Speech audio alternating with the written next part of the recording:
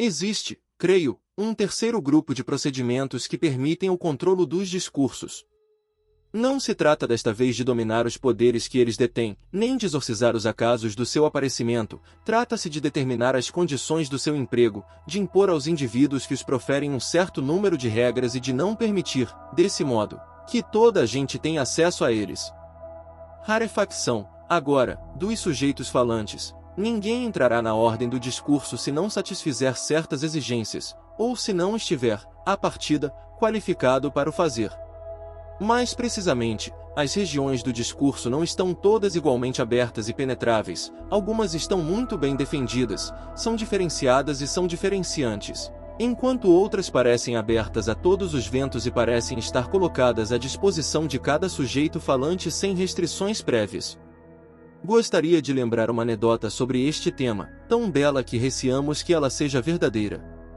Ela congrega numa única figura todos os constrangimentos do discurso, os constrangimentos que limitam os seus poderes, os que refreiam os seus aparecimentos aleatórios, os que selecionam os sujeitos falantes. No início do século XVII, o Shogun tinha ouvido dizer que a superioridade dos europeus, na navegação, no comércio, na política, na arte militar, era devida ao conhecimento das matemáticas. Quis apoderar-se desse saber tão precioso. Como lhe tinham falado de um marinheiro inglês que possuía o segredo desses discursos maravilhosos, fê-lo vir ao seu palácio e aí o reteve. A sós com ele, recebeu lições. Aprendeu as matemáticas. Guardou para si próprio o poder destas e viveu até muito velho. Só houve matemáticos japoneses no século XIX. Mas a anedota não fica por aqui, tem a sua vertente europeia. Com efeito, a história pretende que o marinheiro inglês, Will Adams, era um autodidata, um carpinteiro que, por ter trabalhado num estaleiro naval, tinha aprendido geometria. Será necessário ver nesta narrativa a expressão de um dos grandes mitos da cultura europeia? Ao saber monopolizado e secreto da tirania oriental, a Europa oporia a comunicação universal do conhecimento, o intercâmbio indeterminado e livre dos discursos. É claro que este tema não resiste ao exame. O intercâmbio e a comunicação são figuras positivas que funcionam no interior de sistemas complexos de restrição, e sem dúvida que não podem funcionar independentemente destes. A forma mais superficial e mais visível destes sistemas de restrição é constituída por aquilo que se pode agrupar sob o nome de ritual. O ritual define a qualificação que devem possuir os indivíduos que falam, e que, no jogo do diálogo, na interrogação, na recitação, devem ocupar determinada posição e formular determinado tipo de enunciados, define os gestos, os comportamentos, as circunstâncias e todo o conjunto de sinais que devem acompanhar o discurso. O ritual fixa, por fim, a eficácia suposta ou imposta das palavras, o seu efeito sobre aqueles a quem elas se dirigem, os limites do seu valor constrangedor. Os discursos religiosos, jurídicos, terapêuticos, e em parte também os políticos, não são dissociáveis desse exercício de um ritual que determina para os sujeitos falantes, ao mesmo tempo, propriedades singulares e papéis convenientes.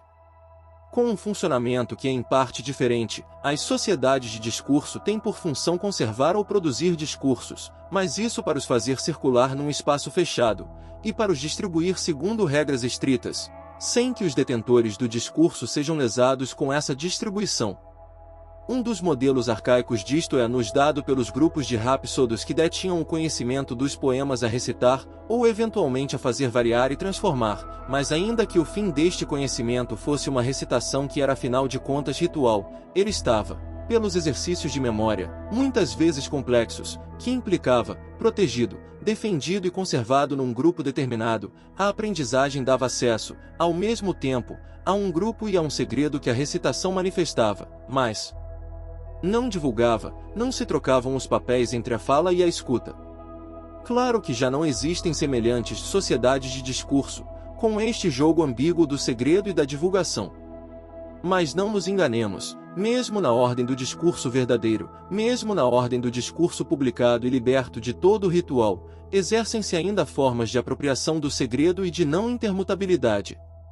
Talvez o ato de escrever, tal como está hoje institucionalizado no livro, no sistema da edição e na personagem do escritor, seja um ato que se dá numa sociedade de discurso, difusa talvez, mas seguramente constrangedora.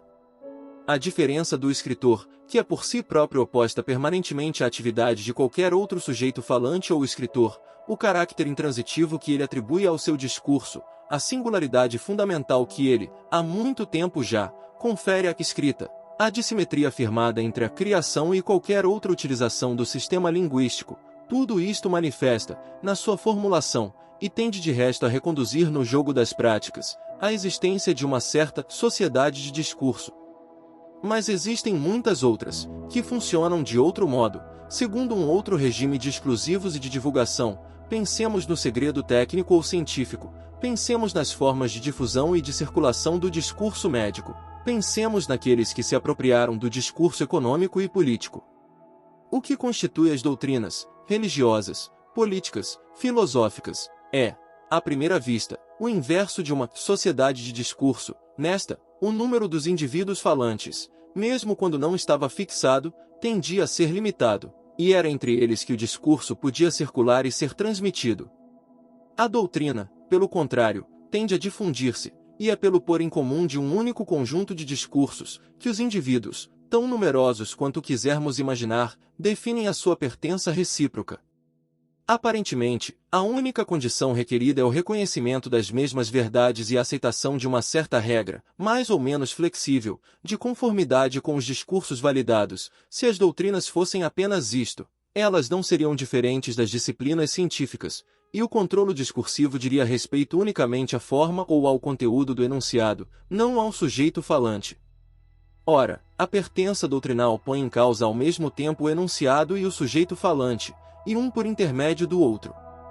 Põe em causa o sujeito falante por intermédio e a partir do enunciado, como provam os procedimentos de exclusão e os mecanismos de rejeição que intervêm quando um sujeito falante formulou um ou vários enunciados inassimiláveis. A heresia e a ortodoxia não provêm de uma fanática exageração dos mecanismos doutrinais, heresia e ortodoxia pertencem-lhes fundamentalmente.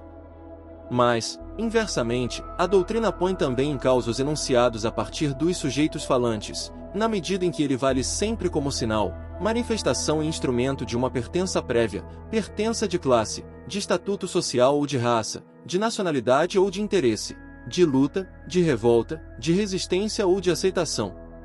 A doutrina liga os indivíduos a certos tipos de enunciação e interdita-lhes, por conseguinte, todos os outros, mas, em reciprocidade, serve-se de certos tipos de enunciação para ligar indivíduos entre si, e desse modo os diferenciar de todos os outros. Ela efetua uma dupla sujeição, dos sujeitos falantes ao discurso, e dos discursos ao grupo, pelo menos virtual, dos indivíduos falantes.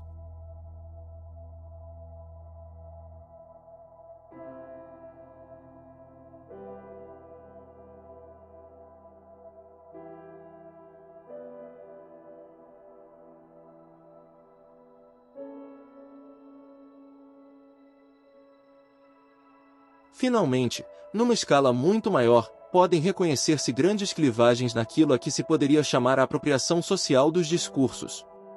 A educação pode muito bem ser, de direito, o instrumento graças ao qual todo indivíduo, numa sociedade como a nossa, pode ter acesso a qualquer tipo de discurso. Sabemos, no entanto, que, na sua distribuição, naquilo que permite e naquilo que impede, ela segue as linhas que são marcadas pelas distâncias, pelas oposições e pelas lutas sociais.